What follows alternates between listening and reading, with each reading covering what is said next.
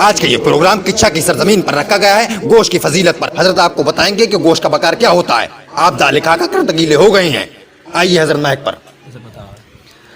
अस्सलाम वालेकुम।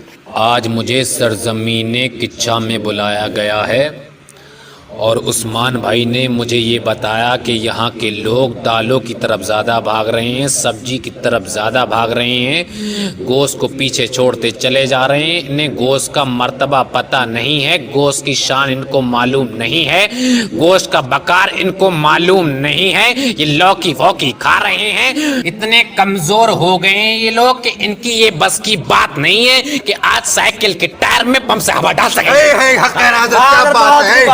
पहले के बुजुर्ग जब बाजार जाया करते थे तो उनका ध्यान इंडी भिंडी की तरफ नहीं जाता था। उनकी सीधी साइकिल गोश्त की दुकान पर रुका करती थी। रुकने के बाद तो ये देखा जाता है कि कोई कीमा लेकर चला आ रहा है, कोई तिल्ली का गोश्त लेकर चला आ रहा है, कोई फेफड़े लेकर चला आ रहा है, कोई पार्चा लेकर चला आ रहा है, कोई पाए लेकर चला आ रहा है। मगर जब ये किच्छा वाले बाजार जाते हैं तो कोई भिंडे टिंडे तलाश कर रहा है, कोई लौकी तुरैया तलाश कर रहा है, यहाँ तक कि कोई दालें देखता फिर रहा है, कोई उड़द की दाल देख रहा है, कोई मूंग की दाल देख रहा है। अगर इन किच्छा वालों का बस चले तो ये बारातों में भी भिंडे टिंडे पकवाएं। क्या बात है हजरत, बहुत मोटा बोला है, बहुत खूब हजरत, मजा आ गया। क्या बात है। ये अजीमुद्दीन भाई, मुझे लग रहा है तुम सोन को मिला है, तुम नींद में हो।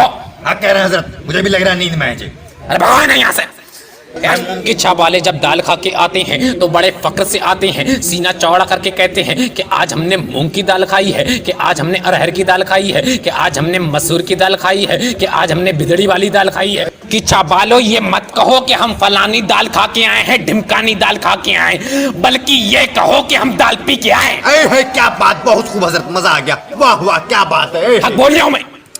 आपके ही पड़ोस सिरौली में एक बार प्रोग्राम रखा गया मेरा। मैं यहाँ पर आया, आने के बाद मुझसे बोले हजरत आप पहले खाना खा लीजिए। मैंने कहा ठीक है चलो पहले खाना खा लेते हैं। मैं वहाँ पहुँचा, पहुँचने के बाद दस्तरखान बिछा हुआ था और खाना उतरा हुआ था। जब मैं वहाँ बैठा, बैठने के बाद मैंने शोरबा उतार लिया, गोश्त का शोरबा उतार लिया। उतारने के बाद पास में मेरे लोग खड़े हुए थे। वो एक कह रहा था हजरत शामी टिकिया लीजिए, हजरत ये कबाब लीजिए, मगर मैं नहीं लिया, मुझे शर्म लग रही थी। एक शख्स ने मेरी प्लेट में 3 कोफ्ते रख दिए, एक तरफ 2 शामी टिकिये रख दी। जैसे ही मैंने मुंह मारा कोफ्तों में, मारने के बाद मुझे पता चल गया कि ये लौकी के कोफ्ते हैं। फिर मैंने देखा कि ला शामी टिकिया खा के देखता हूँ। फिर मैंने जैसे ही शामी टिकिया खाई मुझे पता चल गया ये तुरैयों की चिकलों की शामी टिकिया बनी हुई है। मेरा गला सा बैठ गया, दिमाग सा खराब हो गया। दोनों कोफ्ते मैंने उनके मुंह पे मारे और चप्पलें छोड़ी और भाग गया वहां से। सही करा हजरत, भाग गया। इन किच्छा सिरौली वालों ने नाक कटा के रख दी है।